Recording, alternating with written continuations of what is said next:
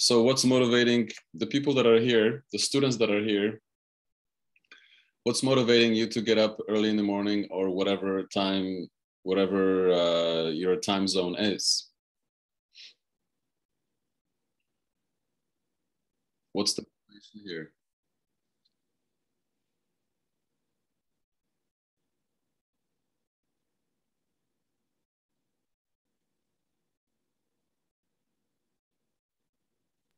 It's mostly just self-discipline for me. Okay, self-discipline. But a self-discipline is a result of something, right? What is it a result of? How does it come about?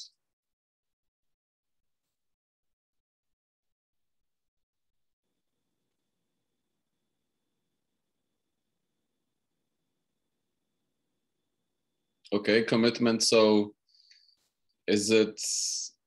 are you motivated and committed because you have set certain goals for yourself internally, personally? Or is it because you're taking a class and you want to do well on it? Is it something external? Is it something internal? Or is it both?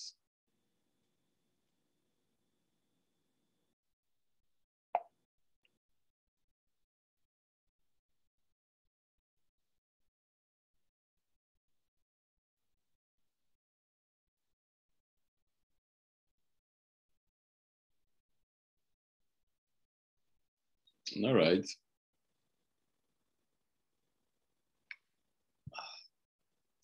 So that's part and parcel of motivation.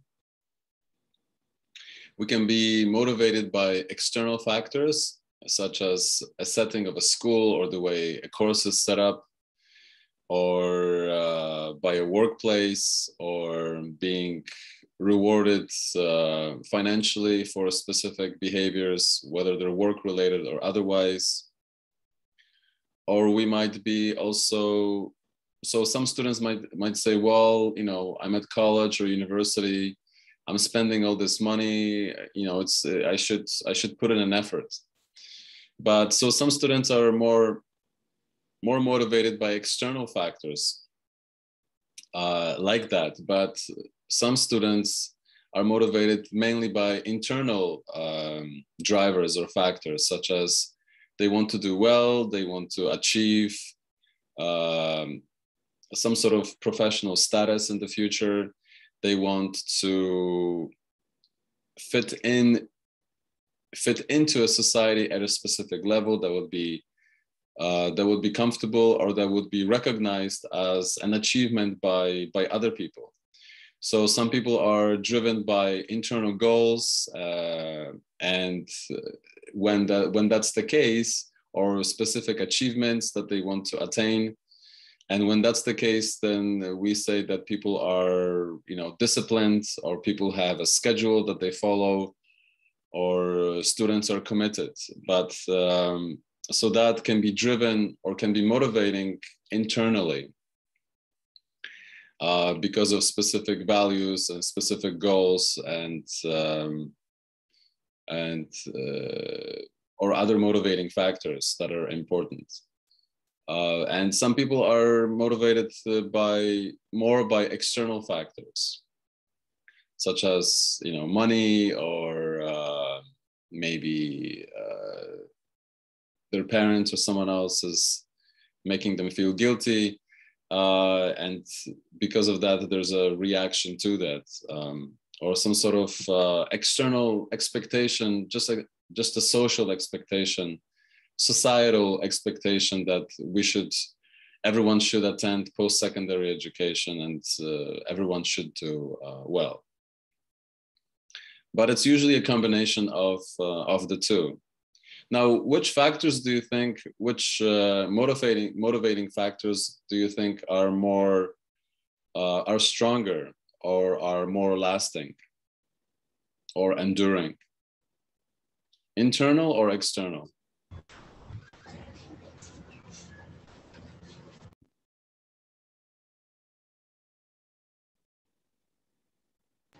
Good morning, sir. Morning.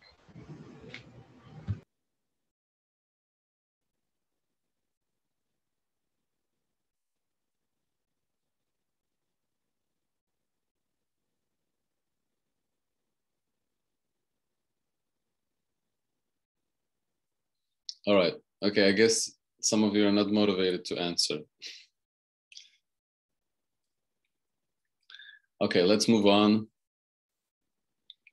So I want to cover a few things, basic concepts, give a few examples. And then if we have time, we'll talk about emotion. If not, then we'll do that next week.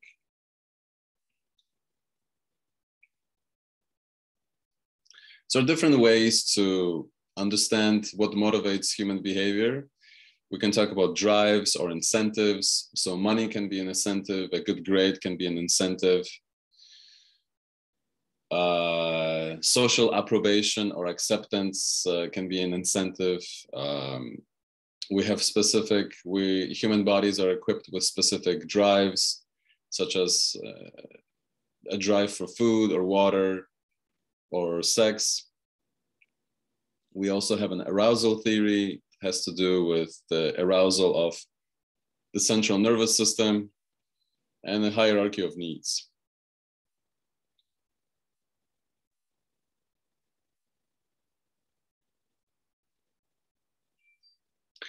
So we, at the beginning, we need or desire that which I think that energizes and directs human behavior. So for example, if we have hunger pangs in our stomach, then that creates an incentive to look for food or to get food, and that then drives specific behavior. So if I'm sitting on my couch and I'm hungry and I feel that my body is calling for food, or that is, I feel hungry, then that creates an incentive to seek food, to go to the kitchen, to go to the refrigerator and see what's there, what I can fix for myself, whether it's a sandwich or whether it's to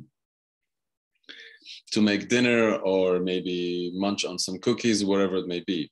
So you can see that hunger leads to specific incentives and then specific behaviors. And then it also arises from the interplay between nature and nurture.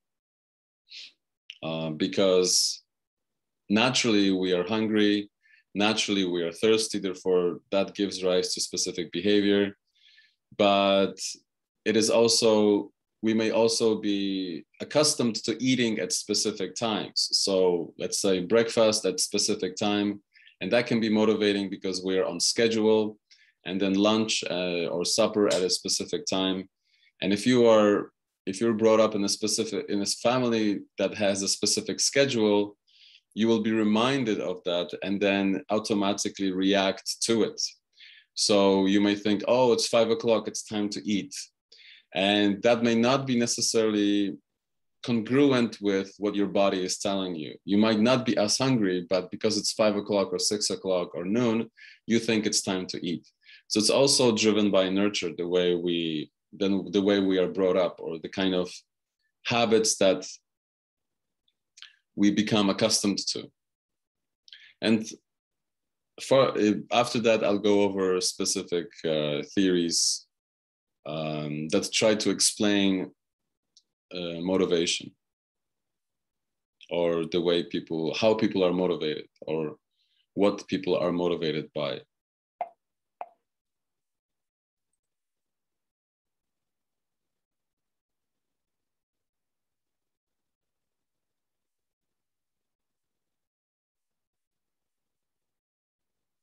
So one way to look at motivation, and for example, hunger, and then being motivated to eat in order to satiate,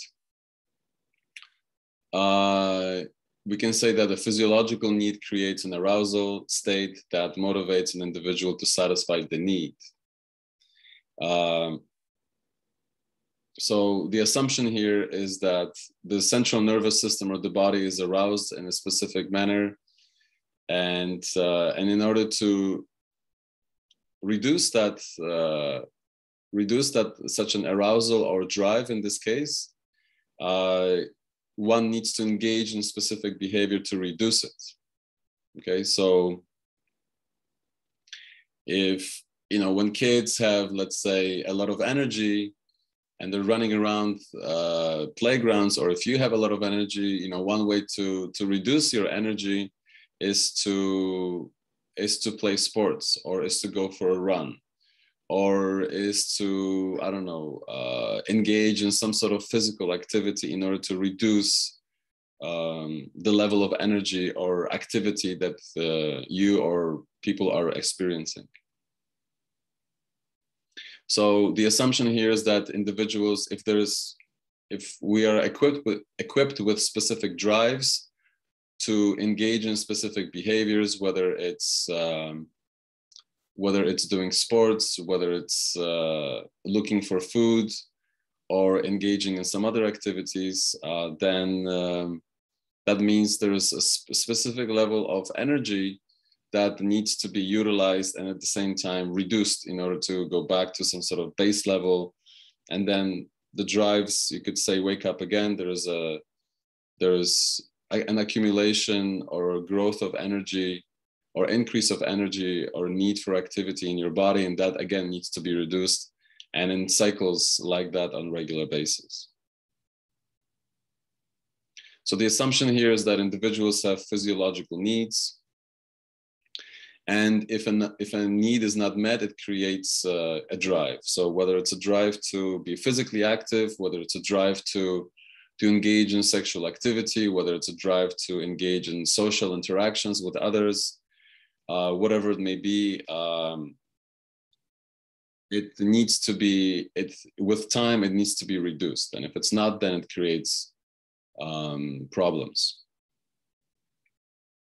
So on this picture, drives push individuals to reduce the need, whatever the need may be.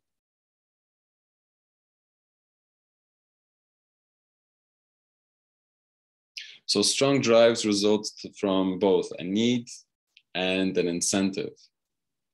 So there you have a drive to, you feel hungry, so there's a drive to seek food, and then then that creates an incentive to eat and to taste food and to satiate oneself, and then that leads to specific behaviors.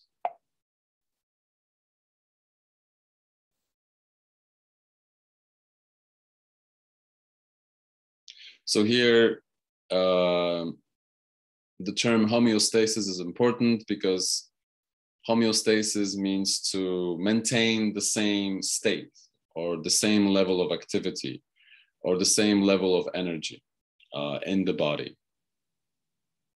So if you are water deprived, your thirst drives you to drink and to restore the body's normal state. So when you're thirsty, your body is basically asking you to seek water in order to maintain a homeostasis, a healthy homeostasis for the body to live. And when that homeostasis is lopsided, is out of balance, or out of stasis or stability, then you seek food, you seek water and other items or other things that would help you regain homeostasis. So here the need is for food or water. The drive is hunger, thirst, is what you experience as a psychological being, and also biological, but at the same time psychological being. And then drive reducing behaviors such as eating and drinking.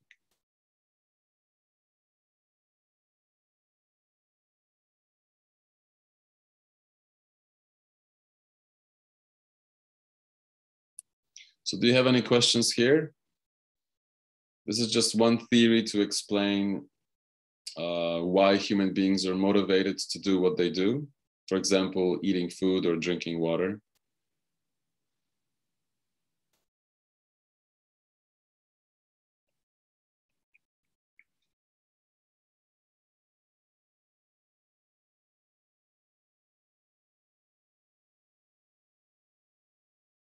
And this is a very, you could say, very commonsensical theory. because, you know, if someone asks you, well, why do you do this and why do you do that, you can say, well, because I'm hungry. And otherwise, I couldn't stop thinking about hunger or thirst. I really need to take care of that first in order to focus on my assignments or focus on studying or focus on a conversation. And for the most part, you know that that is true, because if you, let's say, if we really need to use the washroom, then, you know, we can't, and we really have a pressing need to use the washroom, then that is basically, that occupies our attention. Excuse me. We can't really focus on anything else. We can't focus on, you know, a prolonged conversation. We can't focus on watching a show, let's say, or news. We can't focus on reading, and we can't, let's say, you know, if you really, if you are in a relationship and your partner wants to be sexual, if you really need to use the washroom, there's no way you're going to engage in a sexual activity, because you got to do the washroom first, and then, you know, recover some sort of homeostasis, reduce the need to, let's say, excrete, or and then you can engage in other activities such as reading, or, you know, maybe an amorous activity with other people, or whatever it may be. Right? So this theory seems quite commonsensical, and it's compatible with our everyday behavior.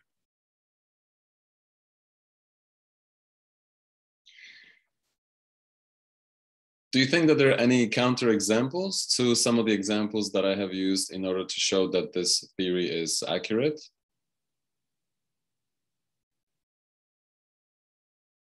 Can you think of any examples that would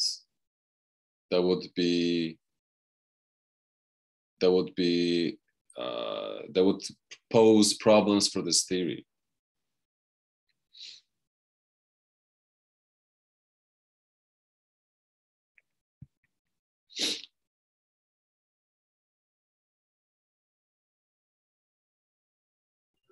I think like if we're extremely cold, we'll like put on a jacket or something to bring down your temperature.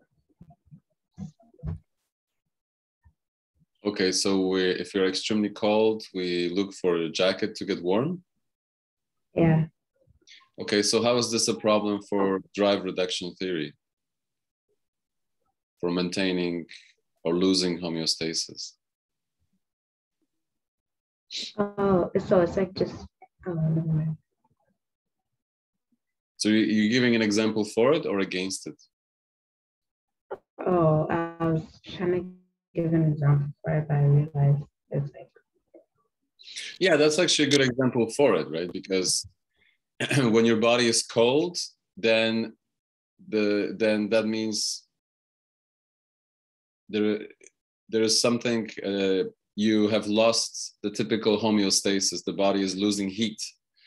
So it's losing homeostasis. Therefore, in order to bring back heat, or to create a warmer bodily, therefore homeostatic environment, you put on a coat or you turn on heat.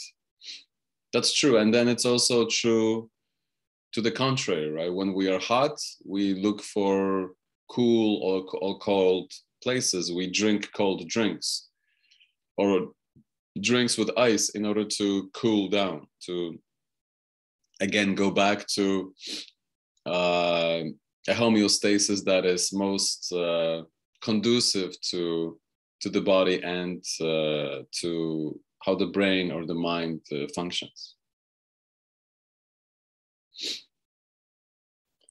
Okay, maybe an example will come up later on, and if it does, then do share. Another way to explain motivation and then, in effect, behavior that follows motivation or specific drives is the arousal theory. And it describes the search for arousal level that energizes and directs behavior. Aroused individuals are either physically energized or tense. And another way to explain it is that curiosity drives human beings and animals.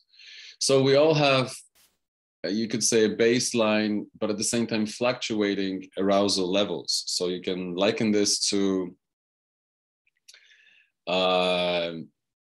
anxiousness or nervousness. So when you're writing a test, let's say, or when you're preparing an assignment, or if you're about to give a presentation, you will experience stress, you will experience arousal or anxiety. You know, all of these words are really interchangeable. So when that happens,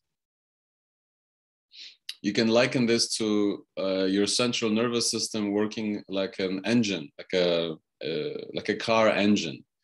The car engine will rev at a specific level. And when it's at 1 or at 2, it's not really revving high. It's not very aroused. It's not experiencing a lot of stress or anxiety. But when you rev it up to, 6,000 RPM or 5,000 or 4,000, then the engine kicks into higher levels, and it's more aroused, you could say. So, or it's more stressed, or it's more anxious. And this is, it's not a perfect analogy, but I think it's a good analogy when it comes to how human beings function and how you function when it comes to stressful situations. So in line with this, it seems that we have an optimal level of arousal to function successfully and on a daily basis. So if you are aroused about the fact that you're writing a test or you have to give a presentation, then that is a motivation to do well. And it's also a motivation to prepare for it.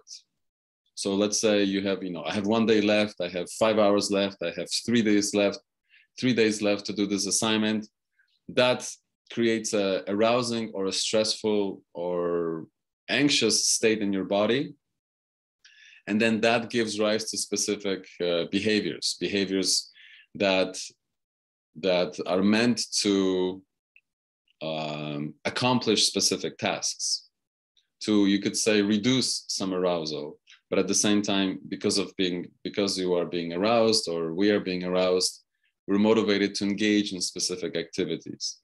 So again, completing an assignment, or really working through an assignment, or working on a group project. But when we are overly aroused or overly stressed or overly anxious, we move through basically the optimal level, and then we go in, and human beings go into, you could say, overdrive, over aroused or over anxious or over stressed. And then it's quite difficult to perform and to engage in tasks successfully, because anxiety and stress can be debilitating. It can really have a strong hold on you, to the extent where you can't move, you can't make decisions, and you could say over a long period of time, your body and your mind breaks down. So according to this theory, we need some sort of a baseline or fluctuating levels of arousal in order to prompt specific behaviors, or in order to trigger motivation to accomplish specific tasks. And I think this is true for many aspects of human life. And it's true for being a student and a teacher and many other professional activities. But it's also true for curiosity. So for example, if you leave animals in a room or in any type of environment by themselves, or, if you have one individual, let's say one dog or one monkey or a chimp, and or rats, then they will start looking around. They will start, they will start navigating through its immediate or novel environment just to find out what's happening, how things smell or taste, where are the limits? Is there a window? Can animals look at something? Because animals, just like human beings, are quite curious of their environment. So curiosity and information drives animal behavior, and not just human animals such as Homo sapiens, ourselves, but also many other animals. If you put a monkey in a room with a window onto the world or onto a street or a playground or whatever it may be, that monkey will sit at the window for most of the time. It will also sit at the window more often than play with other toys. So this theory describes, to some extent, accurately what motivates human beings and other animals, and it shows that it's not only physiological needs such as food or water, or sexual needs, but also the need quench the need for curiosity and information. So here we are putting together both theories. We have the need or drive for curiosity, and you could also say curiosity is driven by arousal of the central nervous system. So curiosity creates arousal, and arousal gives rise to specific behaviors or motivates specific behaviors. So from a psychological perspective, you can say curiosity is the incentive, and arousal is the drive. And then behavior is to look for information that quenches or satiates curiosity or reduces curiosity.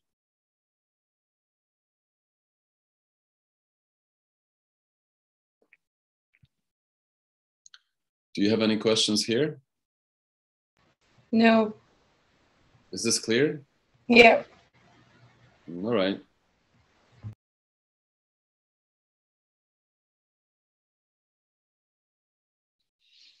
So as I said earlier, moderate arousal leads to optimal performance. And if there isn't enough arousal, then human beings or other animals are not motivated to engage in specific actions. If we're lethargic, not motivated, depressed, overly anxious, really sad, then that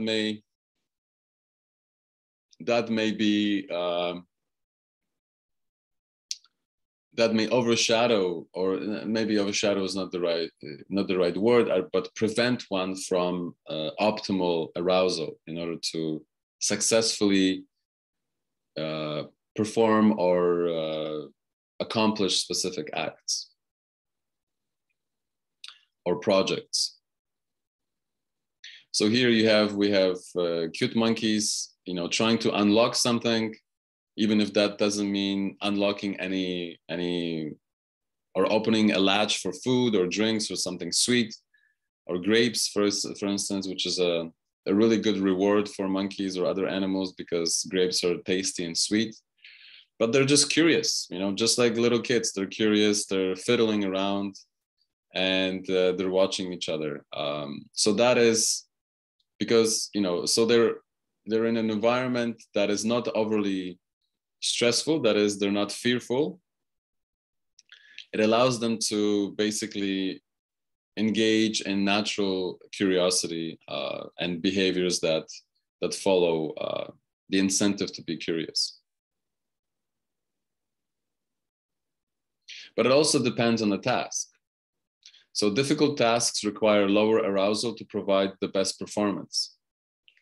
So if you're faced with a difficult task, let's say writing a test or completing a project, then you need to maintain a certain level of arousal. You cannot be overly aroused, because if you're overly aroused, then you cannot focus. And if you cannot focus and you cannot maintain your focus or attention on a task, then you get irritated and distracted. So there needs to be, you need to maintain a specific, you could say, level or homeostasis of arousal, if you want to use that language. So, and that will also depend on the context. So if you are in an environment where it's not quiet enough, or or it's not ideal for, let's say, completing a project, writing or studying, then your or our performance will suffer because of it. So if possible, aim for an ideal level of arousal internally and also due to external factors. And that is why people say, I cannot study in this environment. It's too loud, or it's too this, or it's too that, because it then irritates you and you are over aroused to the point where you cannot focus on a specific task. If the music is too loud, then you can say you are over aroused auditorily. And that becomes a hindrance to adequate performance, or prevents you from performing adequately.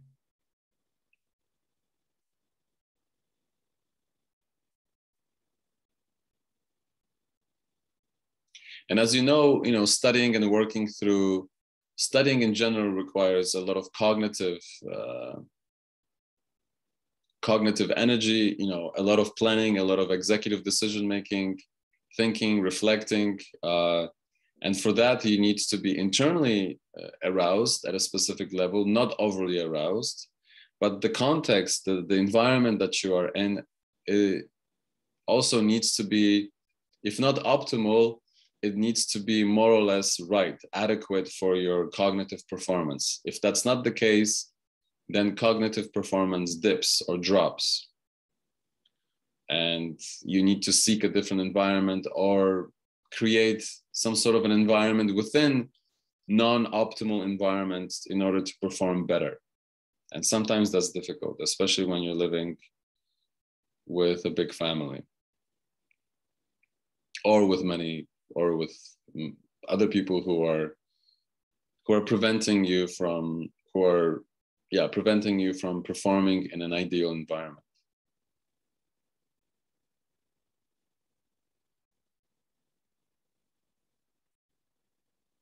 And then again, just to end on this, on the example of, on this theory of arousal,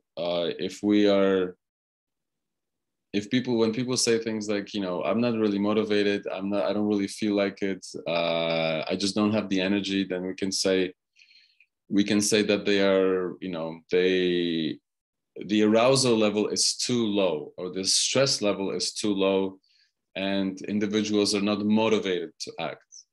Therefore, they need to find motivation elsewhere, either internally or externally.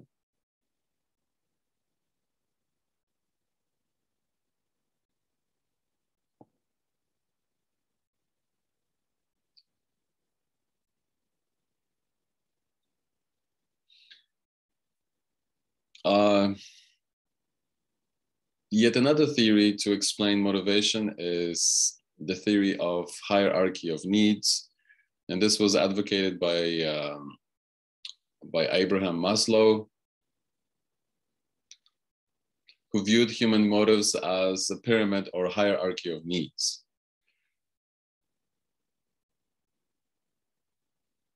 So the physiological needs lie at the base, at the very bottom. So physiological needs for food and for excreting and let's say basic sexual activity. And so those are at the bottom, and they can be, and in order to move up the hierarchy of needs, you need to satiate or accommodate basic needs such as food, shelter, or safety, shelter, and water, And then you can move up to other needs, such as, let's say, academic accomplishments or professional accomplishments or self-actualization or self-transcendence when you do something for other people.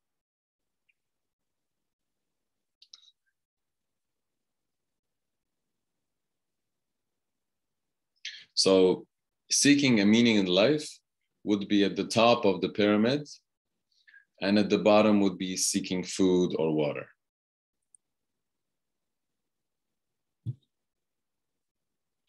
So here, as you can see, if we start at the bottom, we have physiological needs such as needs to satisfy hunger and thirst. And then we have safety needs, need to feel that the world is organized and predictable, that tomorrow, we are not going to be in a state of, that the world is not going to be in a state of disorder, that there's not going to be a war, that the building that I live in is not going to collapse, or that,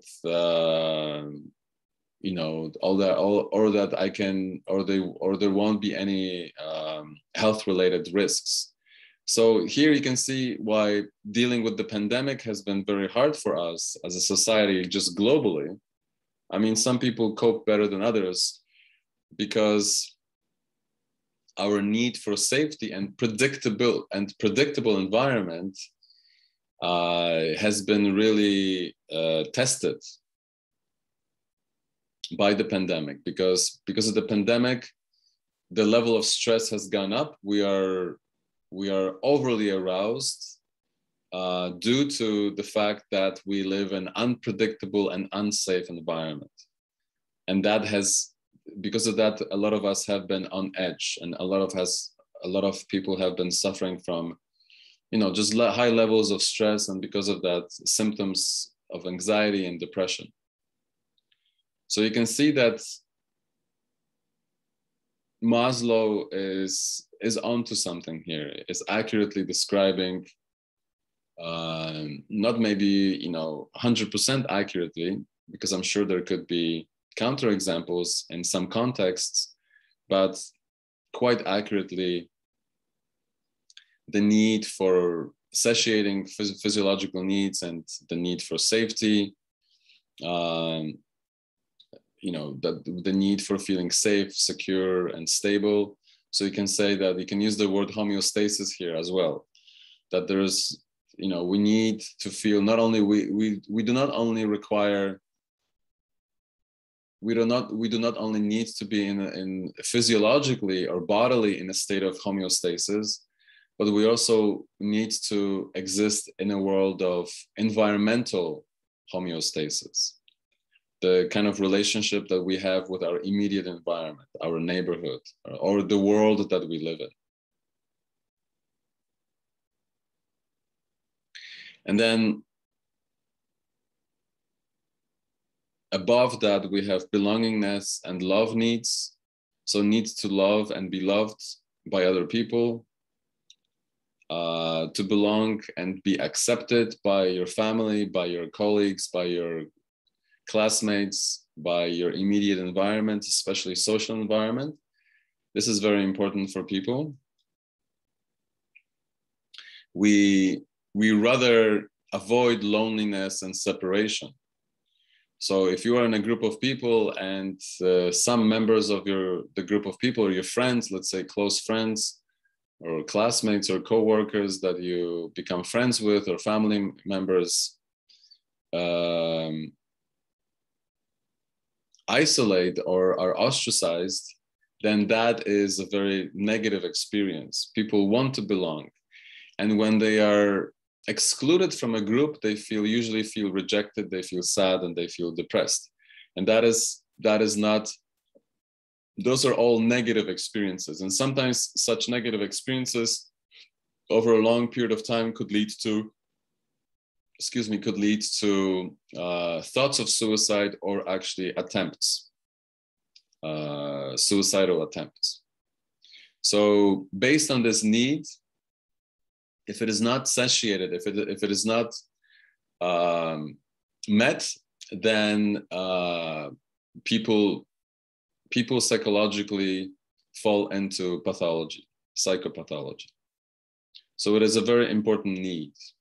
Now, individual differences will matter here, and we will talk about personality traits in our last week.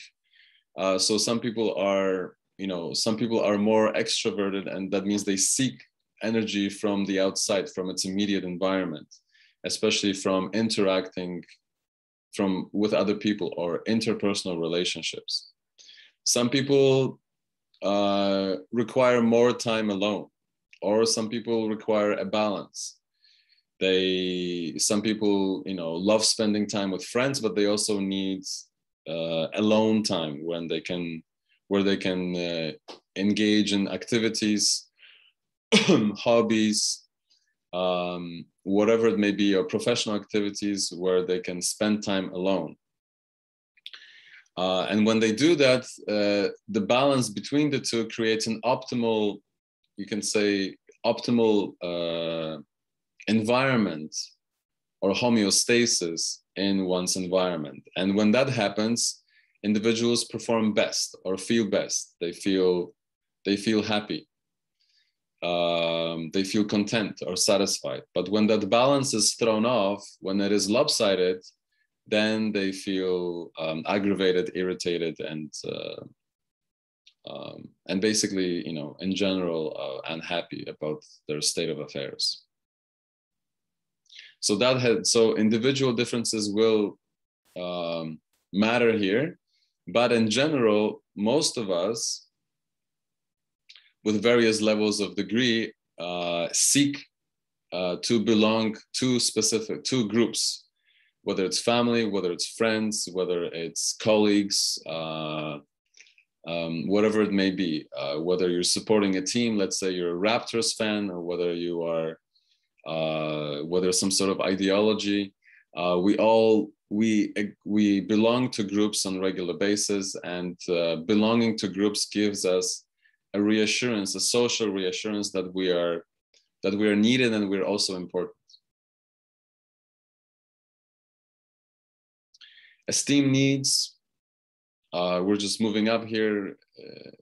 Our next, need for self-esteem, sense of achievement, competence, independence, need for recognition and respect from other people. So this basically, this need arises later on as you move into young adulthood, and then it crystallizes and it develops as you move through your adulthood. So at some point, we all desire to be recognized for what we do. We desire to be competent. We desire to be acknowledged by our peers and by society in general. We also desire to be independent. That is, at some point, we desire to have autonomy away from our parents. And even though people may exist in families and relationships and in loving families and relationships, there's still need for independence. There's still need for autonomy. So there's a need or a drive and also incentive to do things on your own, to have your own goals, your own achievements, your own schedule, devoid of family or devoid of a relationship. And when your family and your relationship, the person, your partner that you're with understands that, then, and you understand them or their need for that usually creates a successful relationship or a long-term successful relationship. Self-actualization then builds on needs for self-esteem, needs to live up to our fullest and unique potential. So as young adults, or maybe a little bit older, you begin to recognize that you have specific potential. There's a potential in you to achieve specific goals, to acquire a certain level of competence and social recognition, which then in themselves are rewards, are internally rewarding to you. And then, so when it doesn't happen at a certain time in our lives, we may feel disgruntled or resentful towards us and towards other people because we haven't self-actualized, we haven't pushed ourselves, or we were not motivated enough to strive for specific achievements or goals. So this seems to be quite important for human beings, to live up to their expectations. And when we don't live up to our expectations towards the end of our lives, or based on psychological research, towards the end of human life, people may become, disgruntled, resentful, and just angry. And they might lash out at other people.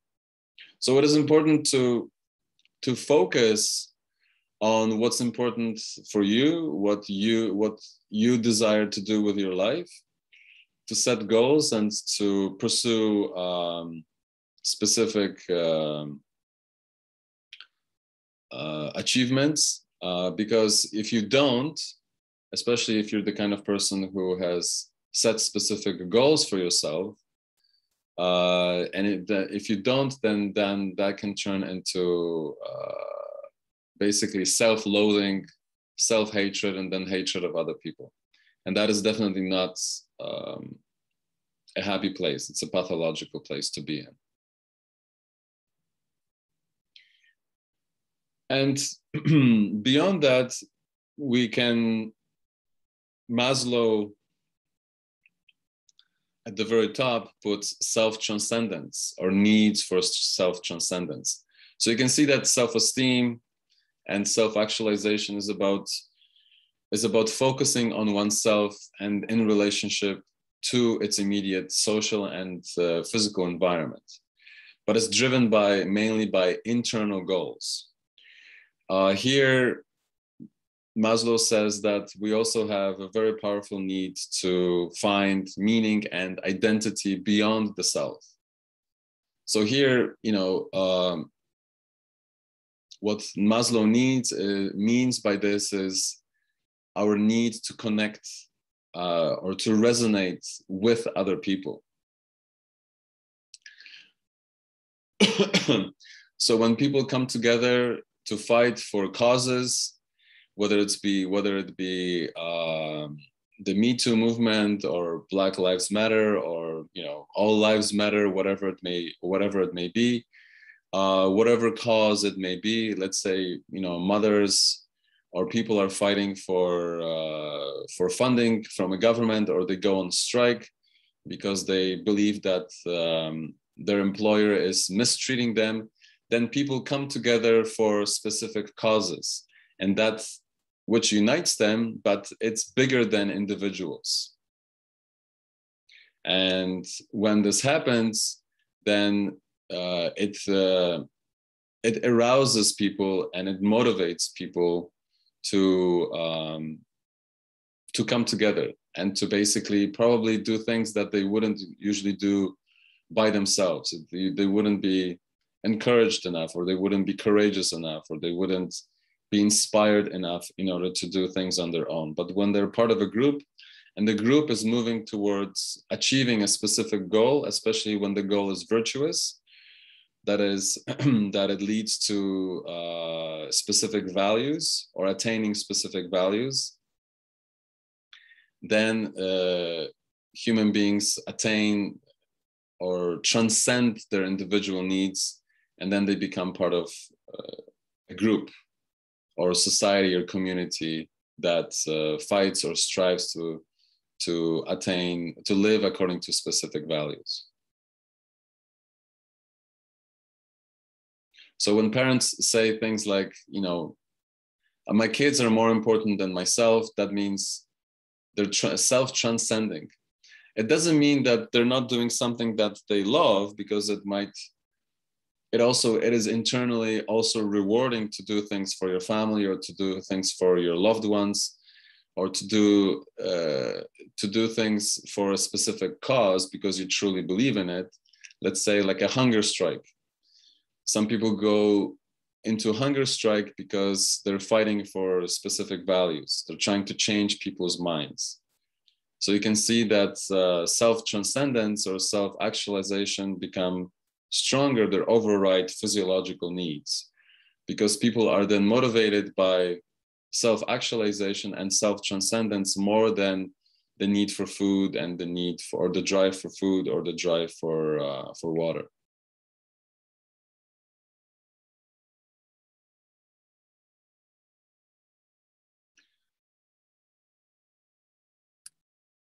Does this hierarchy of needs make sense to you? Do you think that Maslow is accurately describing human motivation and human behavior?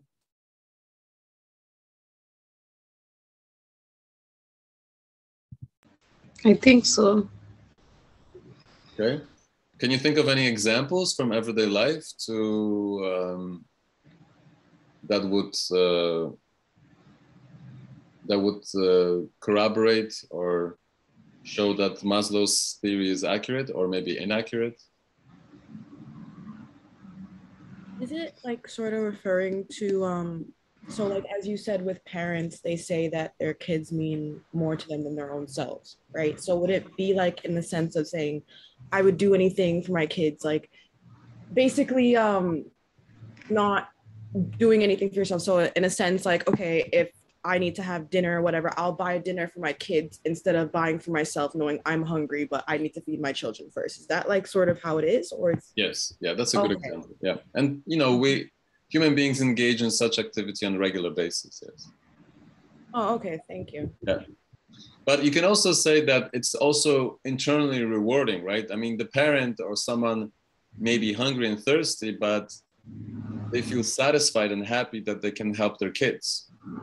Oh yes, definitely. I feel like it's sort of like an emotional feeling where it's like, you know, that it's, you wanted it for yourself, but at the same time you're doing that for your children just because of the fact of you have that higher need for them than yourself. Yeah, exactly. And because they're your children. If they were not your children, you know, it's quite debatable whether someone would do such a thing, right? Oh yeah, definitely. Yeah, but some people do, right? When people go on hunger strikes, or when they, let's say, go on a strike and they, because they believe in specific virtues or values to be upheld over other ones, then they will forego food or water, or they will forego payments, even money, in order to achieve specific goals or to fight for specific values.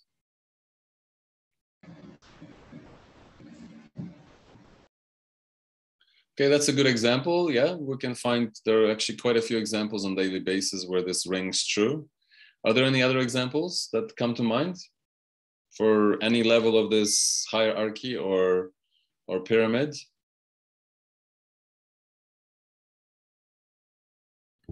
I feel like when in a workplace, sort of, because, well, you have to put everybody else before yourself. It's like, especially while working, like when I say working, I say more like customer service type of work. Oh, okay. You can't really be thinking about yourself and your own needs. You have to like tend to everybody else's. Mm-hmm. So I feel like that's somewhat kind of relates, but I'm not really sure. Yeah, but here you are, well, think about it, right? I mean, that's true, but you're mostly motivated by the incentive here is what? You don't want to lose your job, you want to be paid, and you want to, right? You don't want to be in a situation where you are you're fighting with your bosses on a regular basis, right? Yeah, definitely. So you're also motivated by a peace of mind. Okay, if I do this, then I get paid, I have my job, and then life is more or less predictable, and I don't have bad relationships with my superiors, right? But you may also be motivated by internal values, right? You might say, well, this is my job, this is my responsibility, and customers have rights, but I also have rights. So you may also be respectful of other people's rights to, good customer service, right? So it's a mixed bag of incentives, but we're definitely, in such a case, we're definitely motivated by external motives, external factors. So it's kind of like do something without expectation. What do you mean? In which case? For self-transcendence needs. self-transcendence needs without expectations of some sort of reward? No. No? Oh, okay. What do you mean?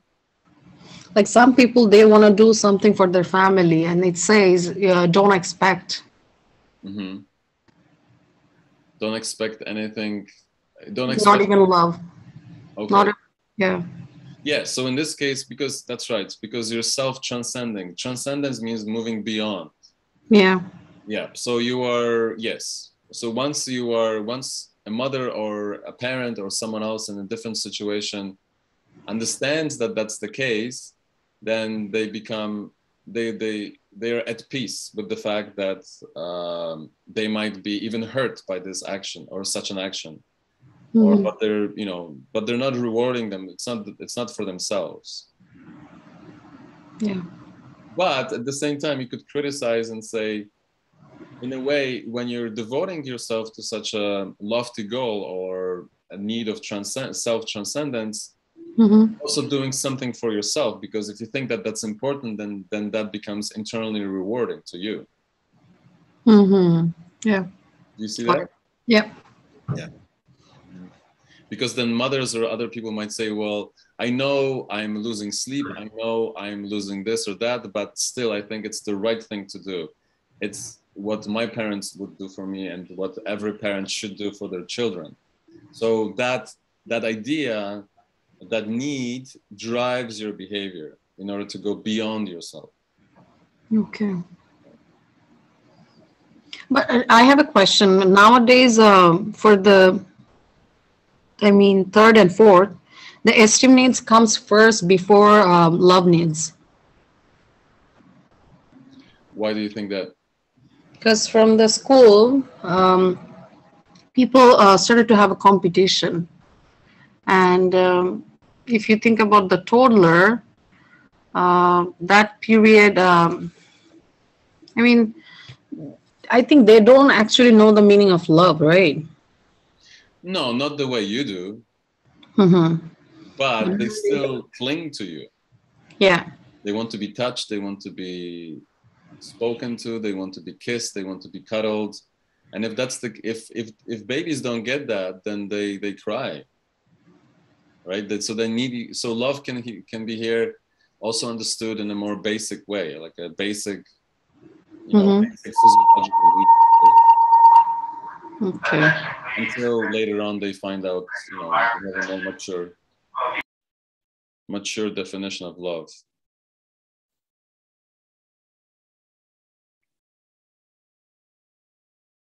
Okay, are there any other questions or maybe examples that ring true with Maslow's hierarchy of needs, or maybe, or some counter arguments? Sorry, counter examples and maybe arguments as well.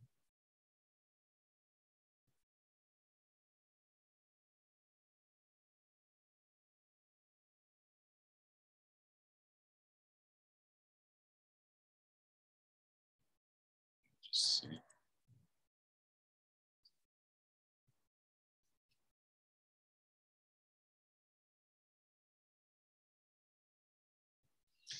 Okay, then let's take a 10-minute break. And when we come back, I can ask you the question again. If not, then we'll just move on. Okay. Professor, I have a request for the test. Is it okay if you can start after 9 for the next one? After 9 a.m.? Yeah. Yeah, I can do that, yeah. Okay, thank you.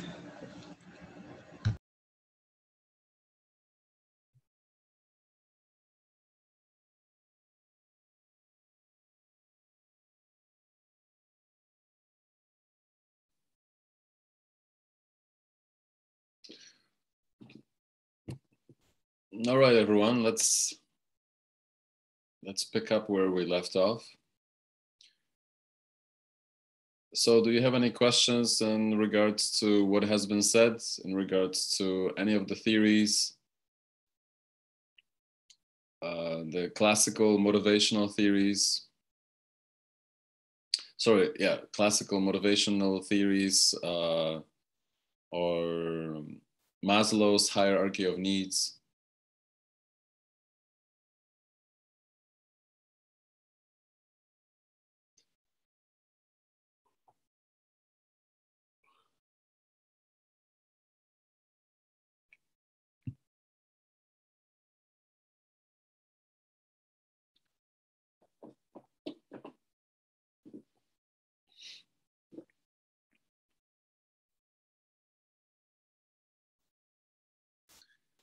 So again, the drive reduction theory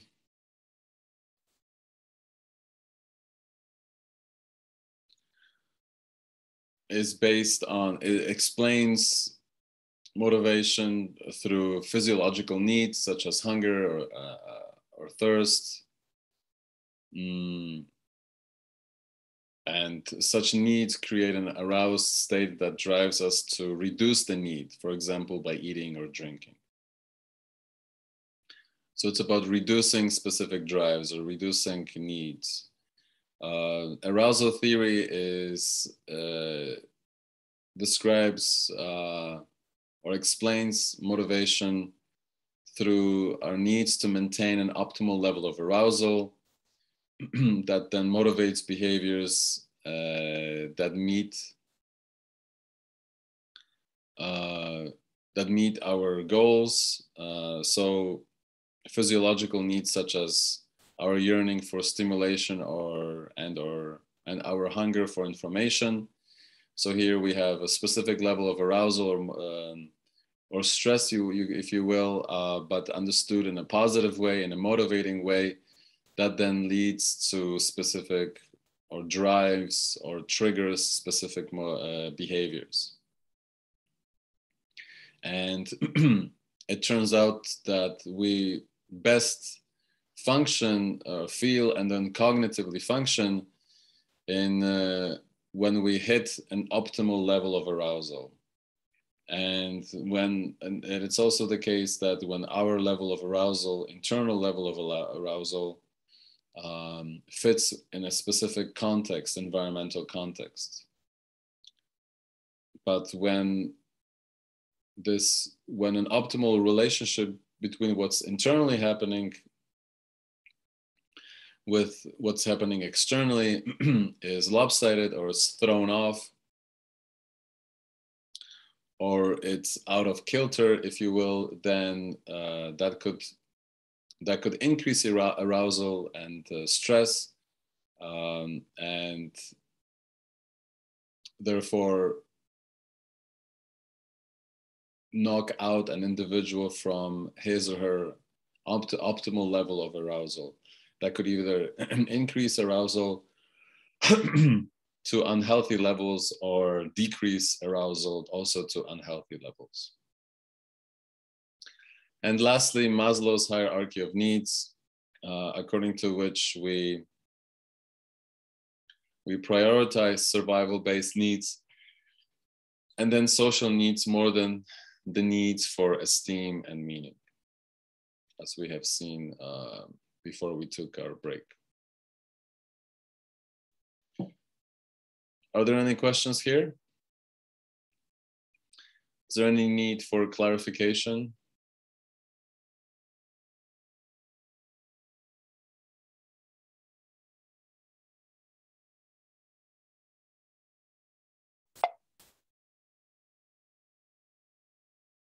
Excuse me.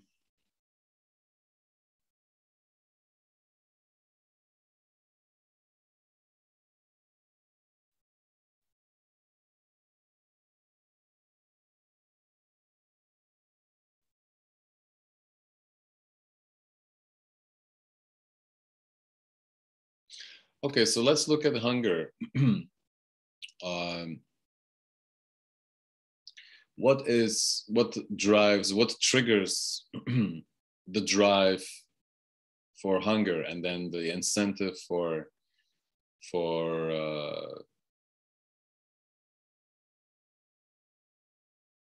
in order to attain food or to seek food, and then the behavior that follows it. So we may look at hunger from a physiological perspective, psychological perspective, and also in relationship to problems such as obesity or the contrary, weight control.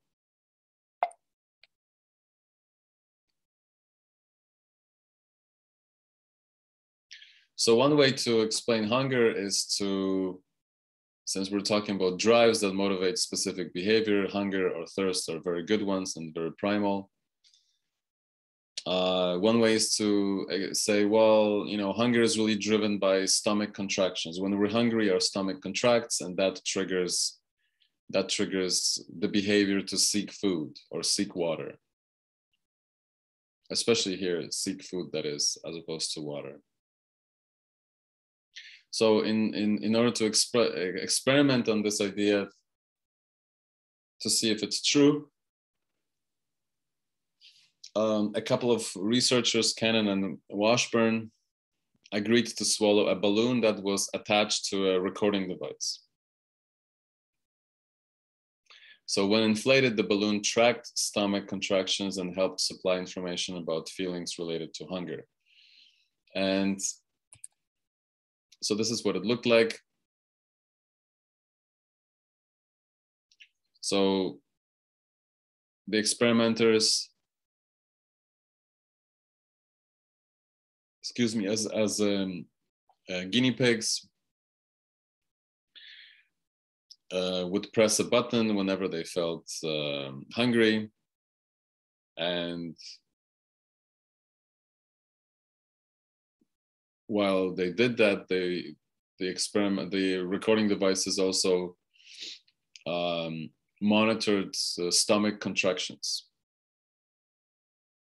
So you could say, you know, stomach contractions lead to hunger pangs, and hunger pangs lead to behaviors, food-seeking behavior. That's one way to explain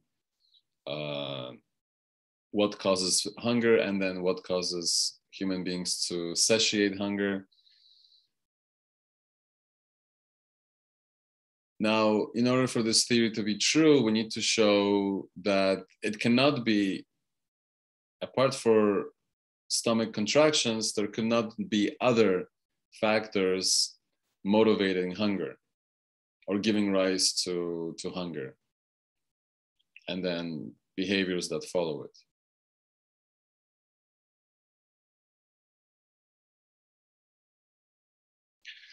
Okay, so let's keep that in mind. But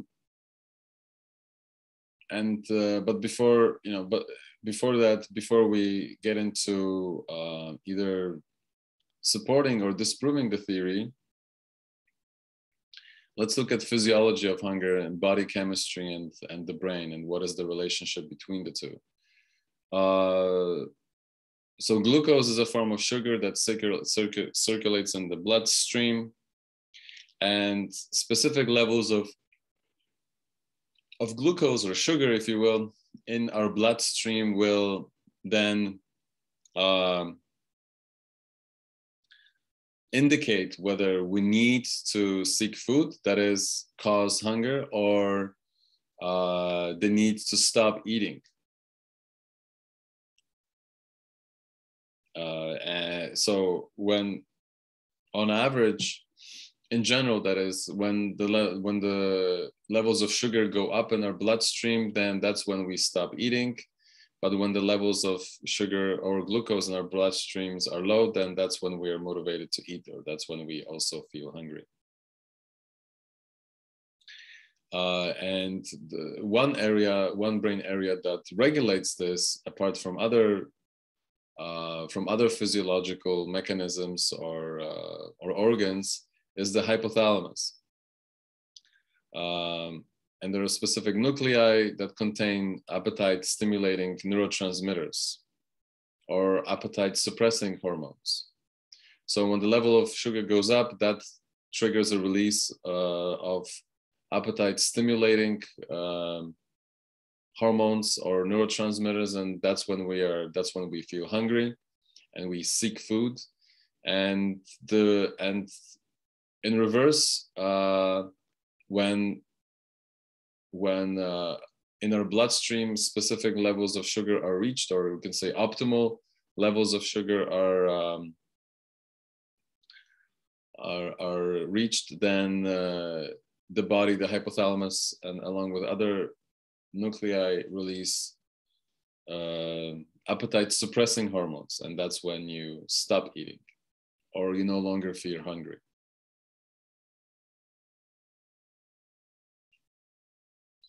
So we know that apart from hunger, apart from stomach contractions, we know from relatively recent research that levels of blood sugar or glucose are directly related to hunger or lack of it.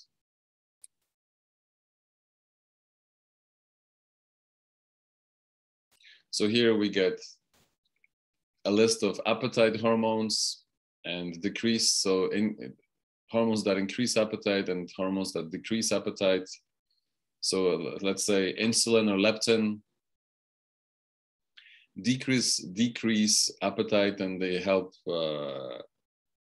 break down, like insulin, for instance, break down glucose in your bloodstream, and ghrelin and orexin are released when we are hungry. Therefore, we feel the drive, or we feel hunger pangs, and then we are driven or motivated to seek food. So you can see there's quite a bit of, in the communication system, hormones are basically a system of communicating for the body to communicate with each other to maintain a specific homeostasis. In this case, homeostasis of energy and the glucose, or levels of sugar in your bloodstream.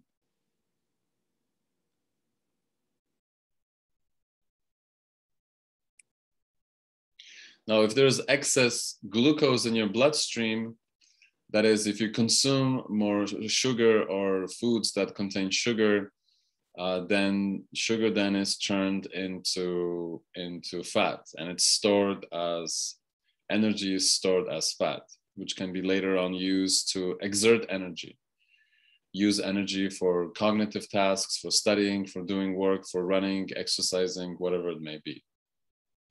But if you're consuming more calories and more sugar than you're actually using up or exerting, then you will put on weight, or people put on weight in general. So, for example, if you're the kind of person who uses public transport or who walks a lot, and then all of a sudden you start driving a car, then you and many other people usually notice a difference in a bit of a weight gain, maybe 5 pounds or maybe more, because you are not exerting as much energy on physical activity.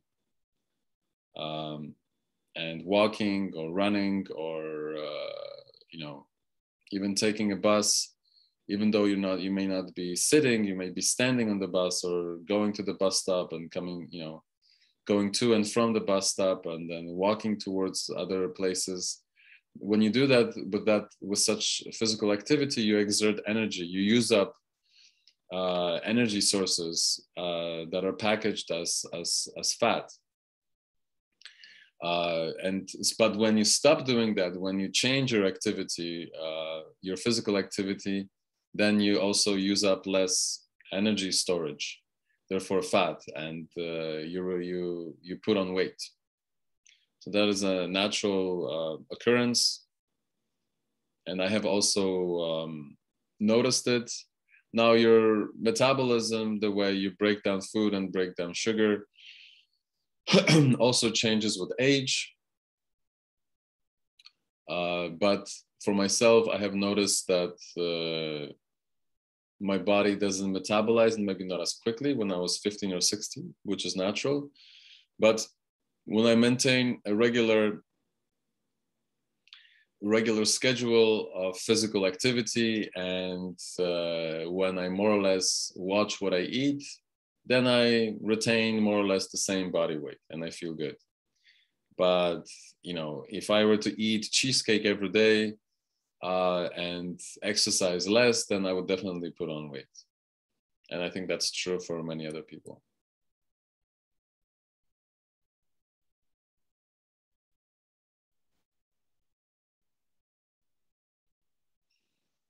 So based on this research, you can say that there's a set point, or basal metabolic rate, or homeostasis, if you will.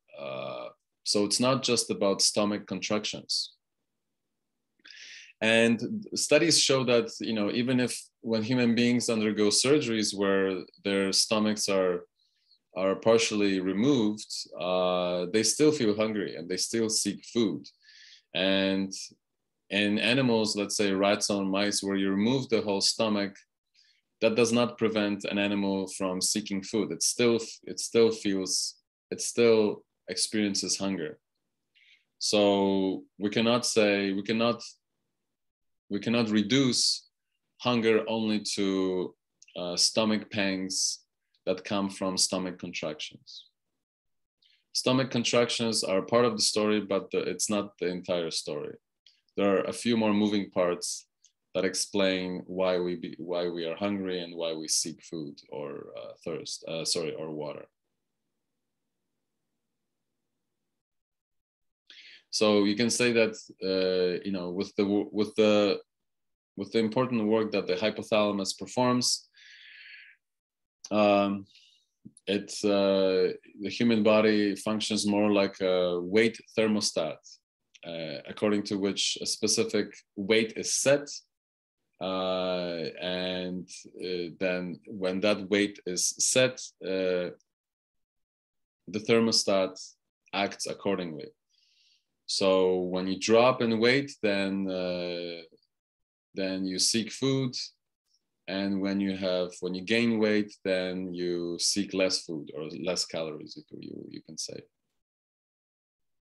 So when the body falls below this weight, the increased hunger and the lowered metabolic rate may combine to restore lost weight. So you seek food, and the body may also seek more food than on regular basis in order to compensate for its losses prior.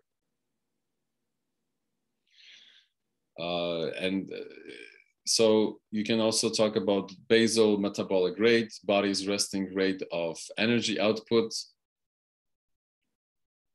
So human beings differ in their basal metabolic rate, but our rate drops in response to decreased food intake.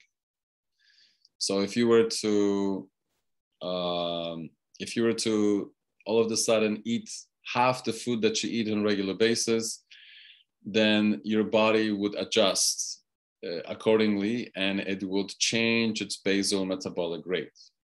Therefore, you would feel more sleepy on a regular basis, more lethargic, and you would feel that you have less energy in order to preserve energy because you already are eating less. And if you eat more, then your body would calibrate and set a different point.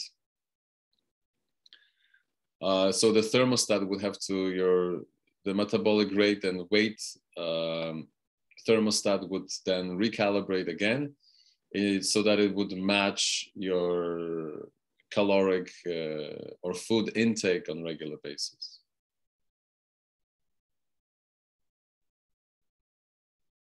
So this is, a mechanistic way of looking at hunger or explaining hunger in human body. But that is not the whole story either. So the contractions of the stomach, that's one part of the story, but it's not the entire story. Metabolic set points and basal metabolic rates are also important, as you can see. But again, they're not exhaustive enough to explain hunger and why, and all the behavior and all the behaviors that we engage in that are as a result of hunger. We're also motivated to eat by body cues and our cues from the environment. So different environments, different cultures will eat different types of food. Some cultures prefer sweet, some cultures prefer sour, some cultures prefer food that is spicy, and that depends also on its environment. So, for example, places that are quite hot on Earth, you can see that in such places or in such environments, people, the cuisine is, or the food is filled with spices. Even though our preference for sweet and salty are quite universal. You will find sweet and salty or savory food in all cultures and in all cuisines. So in some cases, in some environments will basically human beings in some environments will prefer, let's say, spicier food than in other environments. So let's say in the Scandinavian countries like Sweden and Norway, or even a little bit below that, Poland, or let's say Germany, where you have regular winter, just like in Canada, you have 4 or 5 months of winter. Spicy food is not the common preference.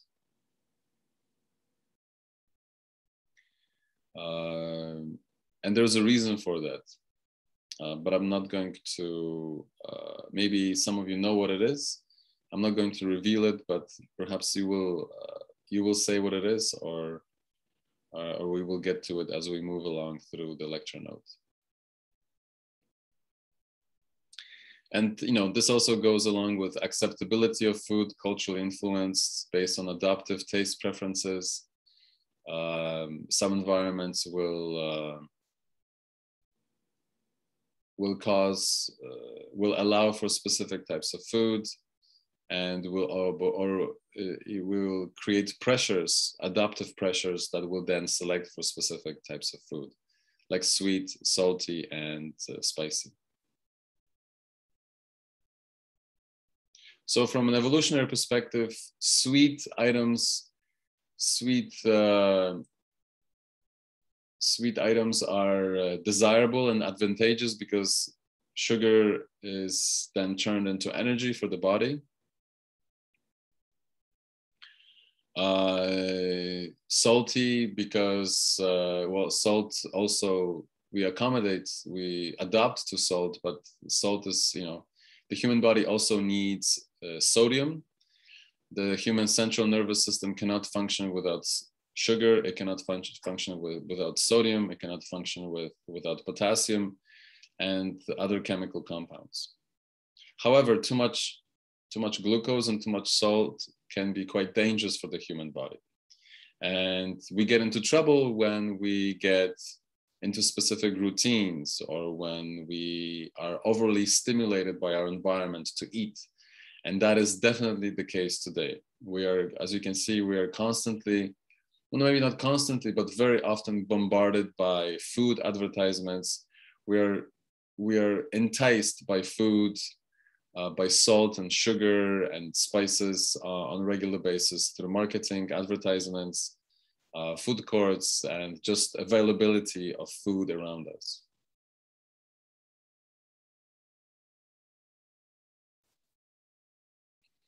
So just going back to spices, hot cultures like hot spices. And are there any guesses why that is the case? Or maybe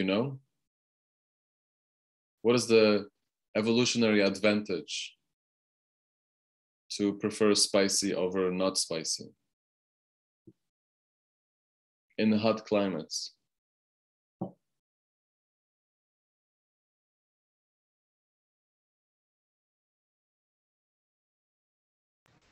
Don't know about it.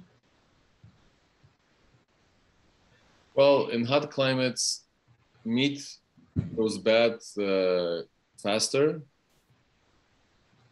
So in cold climates, you can preserve food for longer because cold temperatures preserve food. It breaks down slower, or it rots slower. Basically, that's what it is. But the rotting process in hot climates is very quick. So in order to prevent infections due to specific microbes and bacteria that live on food or develop on food, you eat spices so that spices can kill bacteria when you eat something like a piece of meat or something else, or drink milk. So spicy food is basically a way of offsetting bacterial infections. Okay.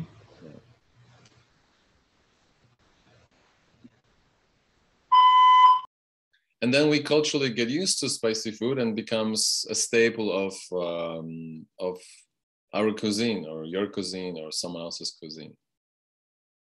So, you know, my background is Polish, and spices are not really popular in Poland because of its climate and also availability.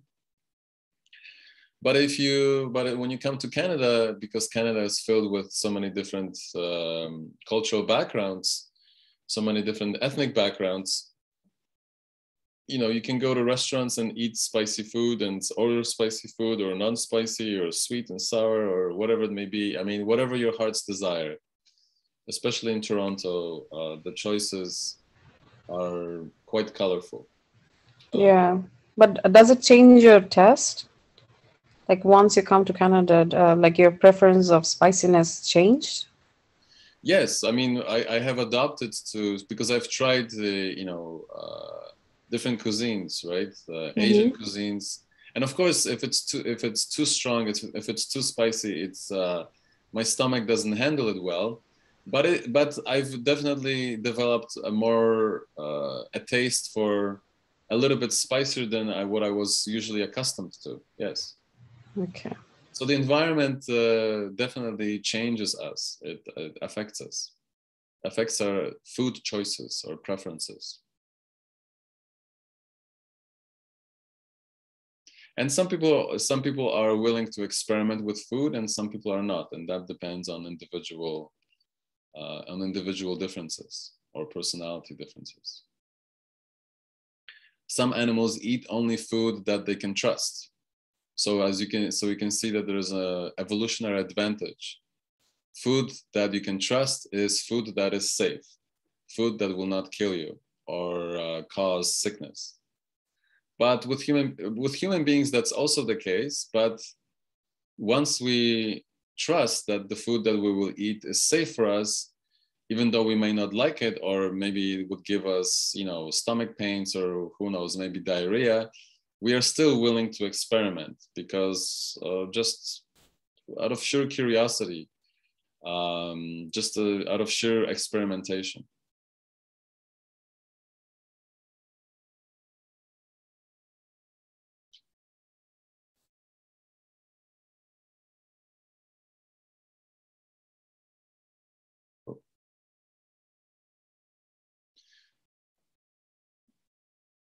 Now, we eat usually now, especially in today's society, we eat more than we actually have to. And this is driven mainly by our habits and by our environment.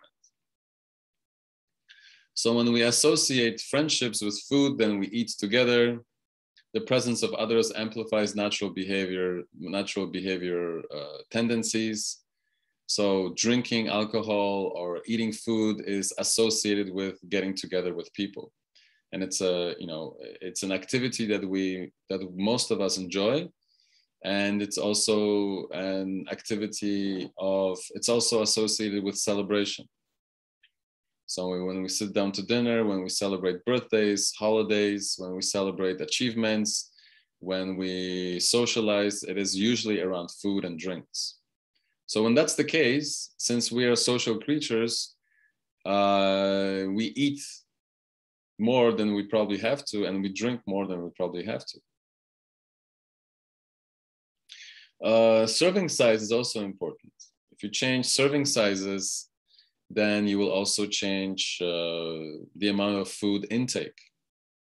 So North America, especially United States, the rates of obesity are very high, and that is partly, not only, but that is partly due to the eating culture, you know, the advertisements, marketing, fast food culture, and the serving size. So when you have drinks that are, you know, when you supersize your food, when you get large items, large amounts, then you also consume large amounts. And if someone's lifestyle does not fit or is congruent with consumption of food, then people put on weight, they become obese. And obesity is quite dangerous for you because it can lead to diabetes and high blood pressure and cancer and just many problems associated with obesity. So it is important culturally to change, to be careful how we eat, or to change eating styles. Otherwise, it leads to pathological physiological situations. Not only physiological, but also psychological. Some people are addicted to food, just as some people are addicted to alcohol, and that can ruin one's life, and that can also ruin one's family.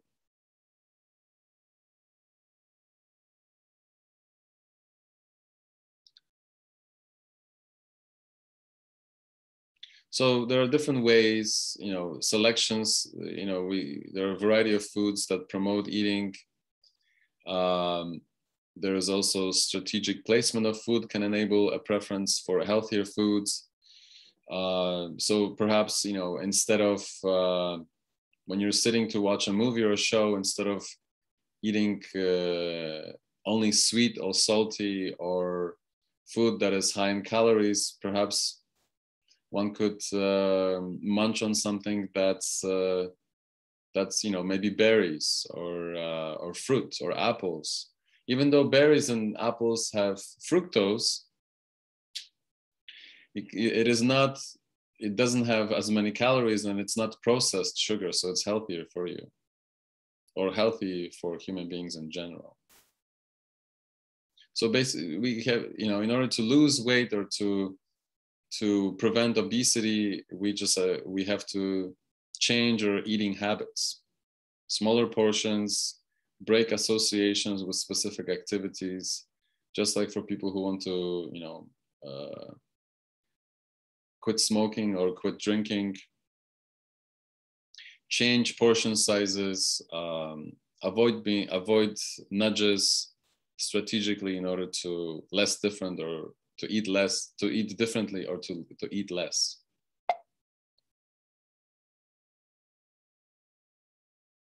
So obesity leads to specific negative health effects. So some of the health risks include diabetes, because the body has to produce more insulin to break down sugar or glucose, high blood pressure, heart disease, gallstones, arthritis, and certain types of cancers. And also, lack of physical activity. I mean, we know that routine physical activity is good for the body and good for the mind. And when people become obese, they move less, which then puts more physical and mental pressure on them. Increased depression, especially among women, because of the social pressures to be attractive, more so than men. So that is why women suffer more socially, that is, when they are obese. Bullying, outranking social orientation outranking race and social orientation as the biggest reasons for youth bullying in Western cultures. So it's children will bully each other based on the pressures that they have been exposed to. And if the pressure is to be fit and to be sexually attractive, then obesity will basically be the opposite and trigger bullying or aggressive behavior, ostracizing behavior, which is quite debilitating for human beings. Being ostracized is like experiencing physical pain.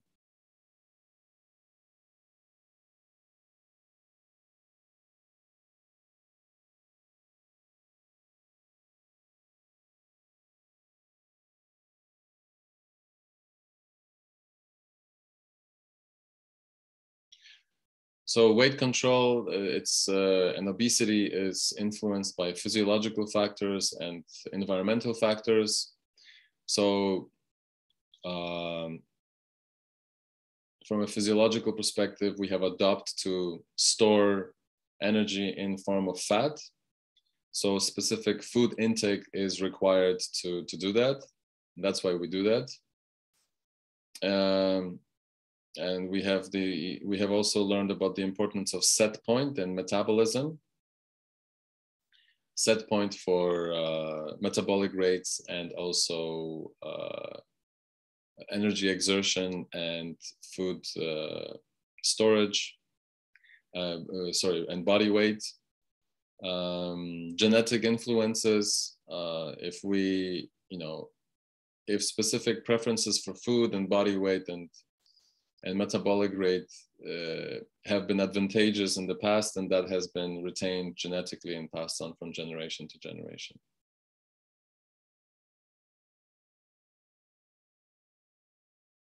Now, just to go back here to bullying, one point that's important to mention: some cultures prefer think that people are more attractive when they put on some weight. Maybe not necessarily obese, but with a few extra pounds, because being plump or having a few extra pounds is associated with a certain level of affluence, with a certain level of success, life success in society. So when someone looks plump, in some cultures, people say that they have enough food, they have enough money to buy certain types of foods. And if they have enough money for food, they have money for other things. So plumpness or obesity in some cultures, even though it may be dangerous even though it carries physical health risks, if it falls into its extremes or dangerous levels, is also an indication of wealth and affluence.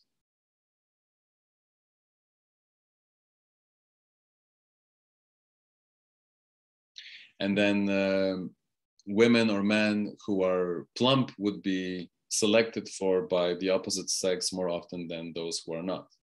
So let's say skinny women or skinny men would be not as attractive as people with a few extra pounds or obese. And that's not necessarily the case in some cultures, but it is true for some cultures, some parts of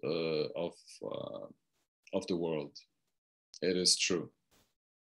Rings true in some parts of the world, it does not ring true. So it's relative to a given culture and its history.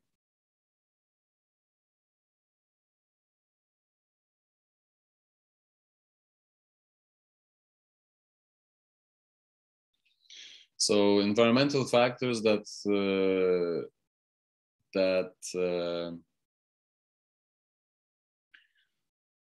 lead to obesity or trigger obesity is sleep loss, social influences, food and activity levels. Okay, all of this is important. If you exercise on a regular basis, then you exert more energy, and that means you use up energy resources. You use up the fat that has been stored for physical activity, to engage in physical activity. Now, when you don't exercise, you use less energy, and therefore you use less fat storage. Social influences, you may be you or some other people may be surrounded by people who eat unhealthy or just lead unhealthy lifestyles, and then that rubs off on you. So the people that you spend time with have directly influence what you do and how you eat and what you drink, for instance. So if you are in an environment where drinking and eating is excessive, then that is going to have definitely negative physiological and psychological results.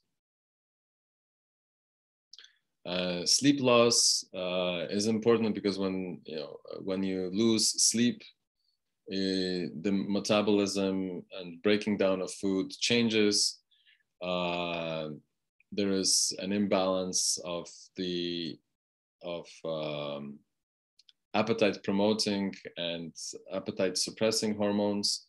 Therefore, a good night of sleep regulates metabolic rate and body weight, and lack of sleep usually leads to obesity.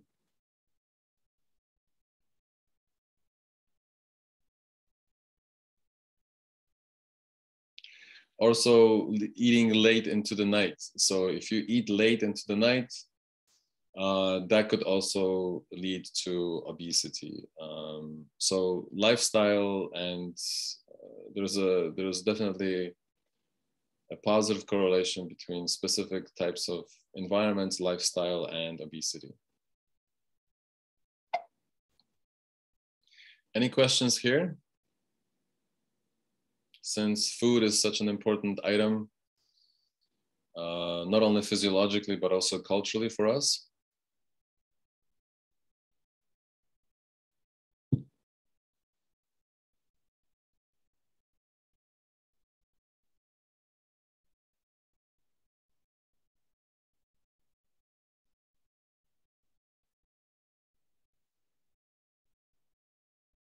So here are some tips for weight management based on medical sciences and psychological science.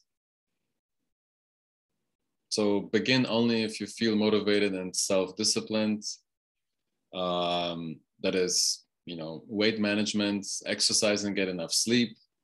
Okay, very important. Minimize exposure to tempting food cues. Okay, so if you're trying to reduce intake of food or a specific type of food, but you go to environments where food is being advertised, then that's not going to help you. So if you're going to the mall and strolling through the mall and also strolling through the food court, being tempted to eat something, even though you're not very hungry, then that's not going to help you. You need to avoid the food court. Or if you're trying to save money, then avoid the mall altogether. Because the shopping mall is designed to tempt you to basically get your money, because it drives business and economy. Limit variety and eat healthy foods. So eat less and healthier if possible. Reduce portion sizes. Instead of getting a full plate or 2 plates, get maybe 3/4 of the plate. Reduce basically sizes you consume. Don't starve all day and eat one big meal at night. That's unhealthy. So, be aware of binge eating. So you don't eat for a long period of time and then you just binge eat or binge drink a lot of food or a lot of drinks at the same time. That's also quite unhealthy. Before eating with others, decide how much you want to eat. Okay, you have to be disciplined with yourself, because as you can see, human beings can be easily enticed. Remember that most people occasionally lapse. Okay, so even though you may feel you may be strict with yourself, you put yourself on a specific weight management program, either devised by someone else or by yourself. Once or twice a week, you might lapse and allow yourself for more treats than prior. So that is normal, but that also needs to be kept in check. So people who are, let's say, who are eating healthy and they're managing what they eat, let's say once a week they will allow themselves to indulge in sweets or what's called fast food or junk food commonly. So let's say they will be quite regimented and controlled throughout the week, but maybe on Saturday or Sunday they will eat cookies and ice cream, but not anywhere between Monday and Friday. but Saturday is the day to eat. And that seems to be okay. That seems to work well, because there's a proper diet throughout the week, but 1 week of indulgence is not a big deal, unless that 1 day of indulgence is just filled with junk food and sweets, then that could also be a problem. Chart your progress line, create charts and goals, how much you have eaten, what you have eaten, if you really need to watch what you eat because not necessarily you, but just people in general. And also, if there's a problem, then connecting with people who can help is also quite helpful.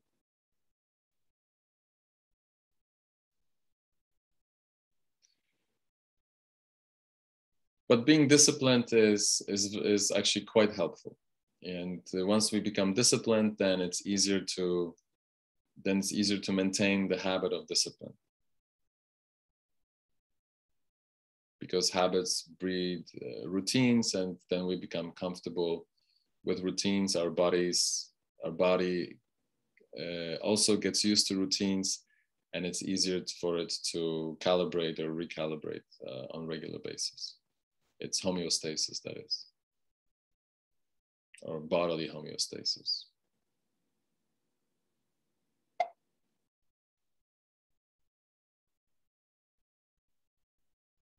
Okay, so before we switch gears to the need to belong, then, do you have any questions in regards to food or food management and hunger and motivation to consume food, that is? No, sir. Okay.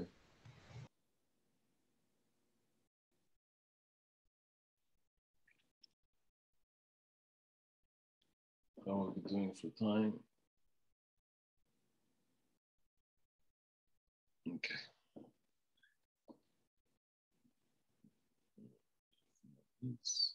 So apart from food, we also have a great need to belong. And I've mentioned this earlier, but we need to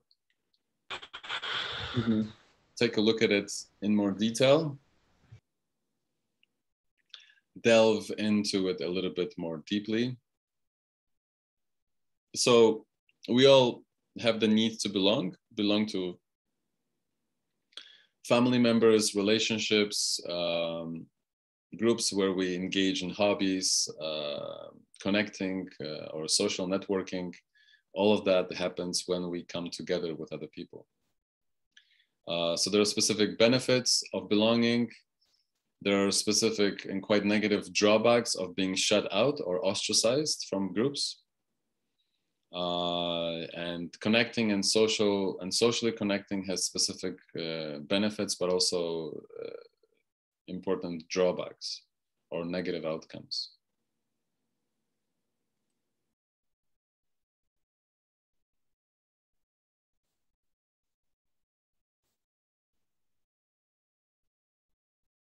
So when we come together from an evolutionary perspective, our survival rate goes up.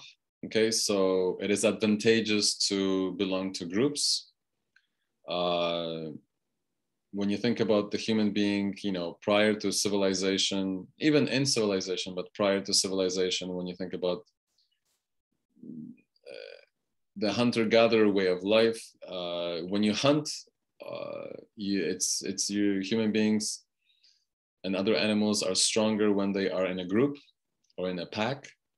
Therefore, you can hunt more food, you can store food, you can share food when you are together.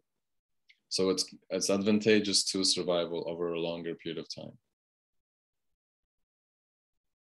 Group membership fosters social identity, self-esteem, health, and well-being. So when people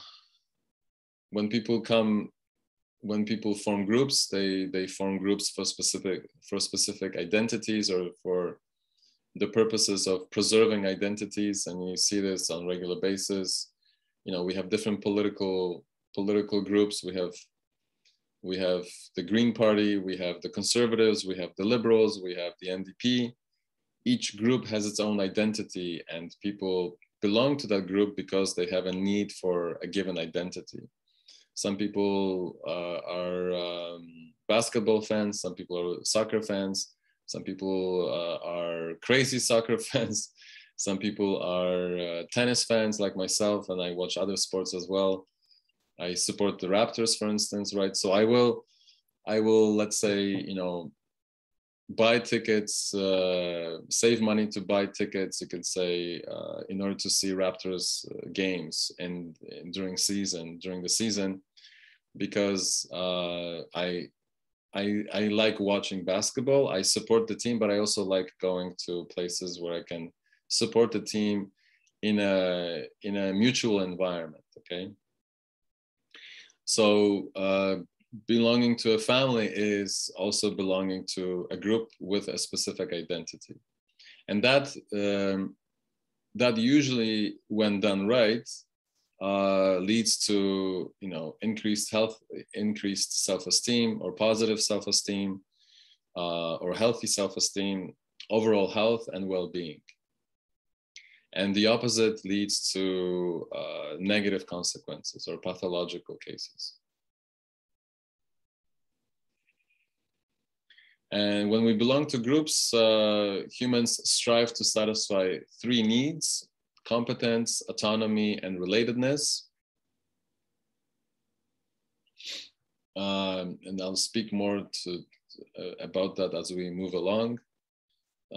But competence in virtue of other people, autonomy from other people, but that needs to be recognized by other people, and relatedness, that we relate to other people, we empathize and sympathize with other people, but also when we do things together in virtue of specific values. And those may vary. Values, that is, you know, it can be the value of fair treatment, it can be the value of women's rights or men's rights, or rights of specific people for, let's say, democratic rights, or rights to democratic elections, or autonomy. There are many different motivations for belonging to a group, because that gives people a specific lifestyle, and it also breeds positive outcomes, or healthy outcomes. But that does not mean that belonging to specific groups is always healthy and advantageous for a group. If people belong to groups that are destructive to other groups, or destructive internally to its own group, then that could bring the whole group down. So when a group of people decides to go to war with another group of people, then that could threaten the lives of each group. And this happens, this happens on a regular basis in the world. There's no lack of war around the world. Or when you look at politics, when two parties bicker and fight because they want to retain power or retain their sense of identity, and they miss, but at the same time, they squander opportunities to work together in order to create better environments, better working places, better communities, then everyone suffers. So belonging to a group for the right reasons, right values seems to be desirable or healthy, but it could also backfire depending on the motivation and sense of identity or ideology.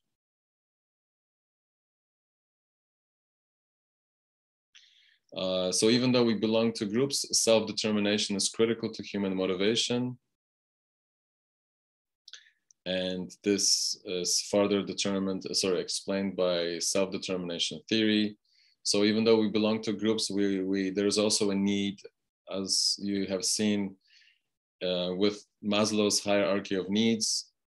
We also have needs to be individuals, to be recognized as individuals, or competent or accomplished individuals, or moral individuals, and also individuals, people who have autonomy, that can be independent from other people. So our lives are, you can say, paradoxical or contradictory or ironic. On one hand, we have a great need to belong to groups and to celebrate with other people, to basically celebrate specific occasions or life in general with other people. So we have the need to love, to belong, and to act in groups. But we also have the need to be individuals and to have a certain level of autonomy. And when we lose that autonomy, we lose a sense of self and perhaps meaning as well.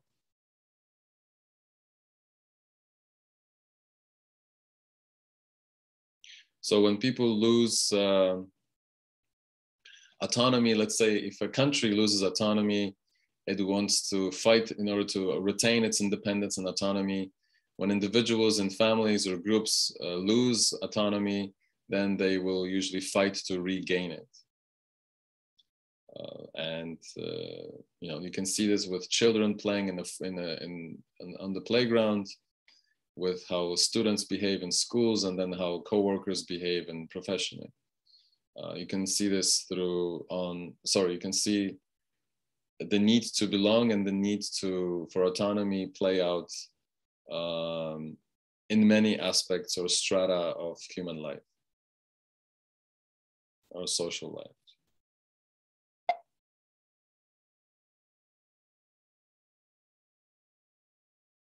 So there are a few negative effects of dissolving social ties, or dissolving or being ostracized, or breaking social ties with other people.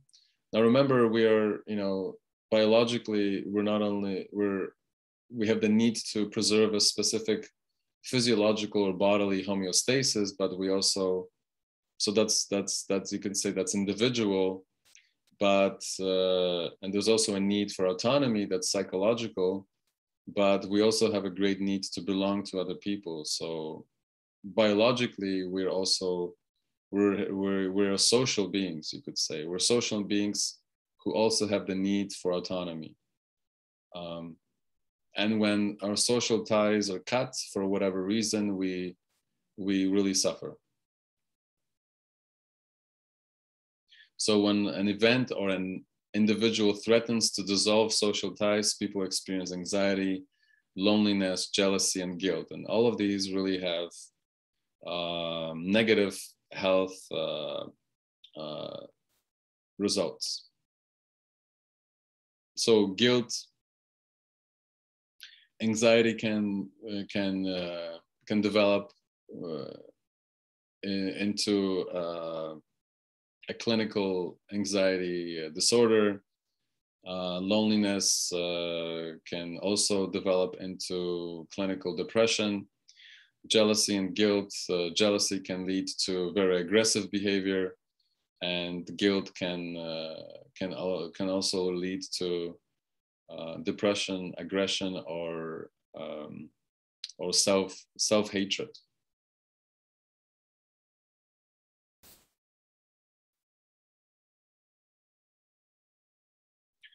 So human beings, unfortunately, considering the need to belong, we also exercise ostracism.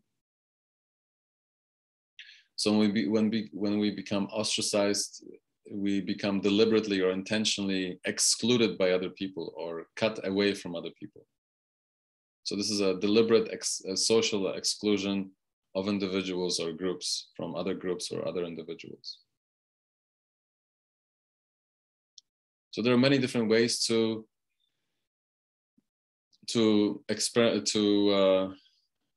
apply or to use or to perform ostracism.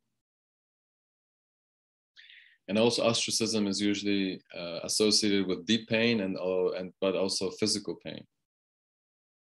So when you get people and you scan their brains, the scans depict increased activity in areas that activate the response to physical pain. And when people talk about psychological pain, they also they use words such as I'm hurt or I'm in pain, which indicate physical pain. So a painkiller like Tylenol is meant to relieve physical pain, but it also shows effective in reducing social pain or pain that is due to ostracism.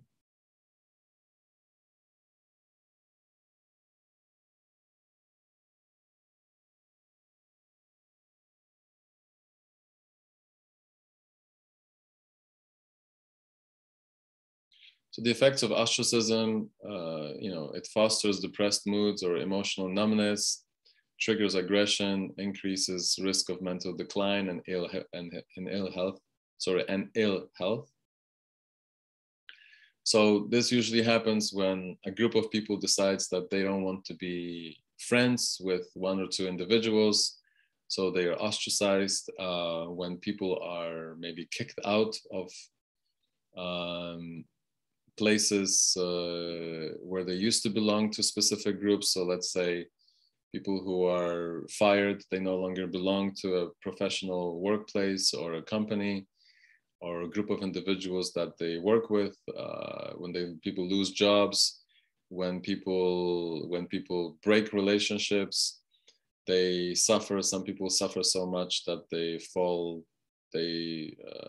prey to anxiety and depression, or even suicide. Some people react with aggression. Some men who are rejected by women will even either commit suicide or will commit acts of murder. They will retaliate against women, or some people get into cars, and we have seen this, and drive through sidewalks because they're angry for being rejected by women. Now, this is deeply pathological behavior, but in some cases, it's triggered by ostracism, by basically by being removed from social interactions and specific social interactions, interpersonal relationships with the same sex or opposite sex.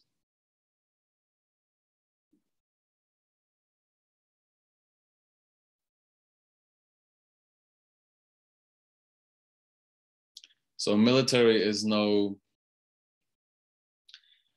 not immune to ostracism, and many other groups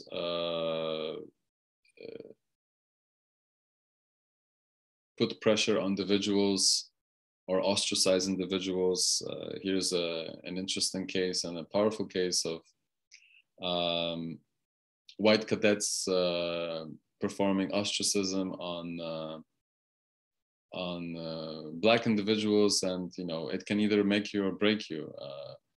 And this also happens in cultures that are, let's say, more homogeneous, let's say cultures that are predominantly of one cultural background or quote unquote race. They will ostracize themselves or people for specific reasons or specific traits. So it can be related to racially related, or it can be non-racially motivated. And both cases are quite detrimental. So in this case, we have a great story of perseverance and resistance. So he somehow resisted other people's or cruelty from other people, and in 1877 became the first African-American West Point graduate. And that, of course, builds character, but it comes at a cost. So ostracism can be very dangerous.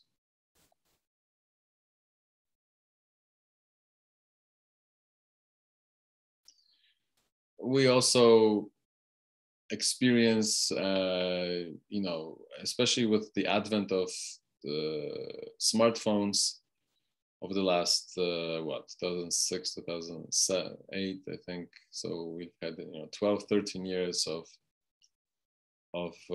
cell phone use, and then later on social media use. So you can see that our need to belong is quite powerful. We communicate with people on a regular basis. There are millions and millions and millions of text messages being sent between people on a regular basis. Some people, publicize on a regular basis how they feel, what they do, what they eat, either for the right reasons or wrong reasons, either with positive consequences or negative consequences. But we do it on a regular basis, and we just need an opportunity. And the cell phone, let's say the smartphone, is a good indication. It's a good example of where when we are given a technology to communicate or to relate to other people, we use it to its extreme. So some people will spend definitely too much time on their cell phones and too much time on social media, to the extent where their professional and their familial and their college life will suffer, and because they lack self-control. But it's difficult to control oneself when it comes to such technologies, because they're quite addictive and enticing. So, the internet is a great way to communicate with people, to belong to groups with many other people. You can find groups for various different activities. You can find people to play tennis with, basketball. You can paint with people. You can go on dates. You can look for clubs to belong to. There's millions of different ways to be active and to belong through social media or through the internet. But you can also find yourself in quite dangerous groups that plot to kill other people, to make other people's lives miserable. So it's about choice, and our choices will also determine whether we will belong to groups that foster meaningful relationships, or to the contrary. But since social media is so invasive, and cell phones can be, and applications that we use on our cell phones can be addictive, then there is a pressing need and also responsibility on many people, including yourself, to control, to curb such behavior. Otherwise, it leads to serious cases of pathology.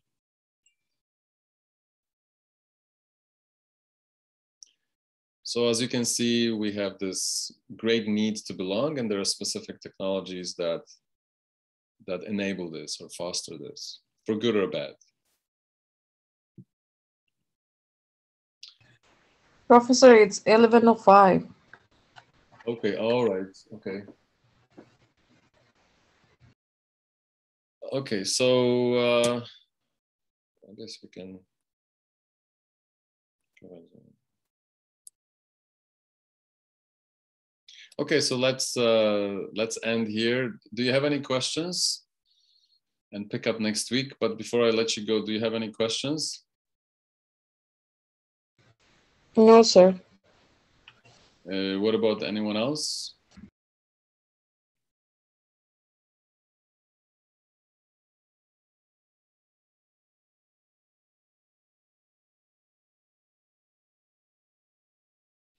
Okay, so let's end here, but you are responsible to cover the whole chapter on your own, and then we'll pick up on a few items, and I'll also take questions if after you read through the chapters or through today's lecture you still have any questions, then I'll take up those next week too. So we'll talk about emotion, and then we'll go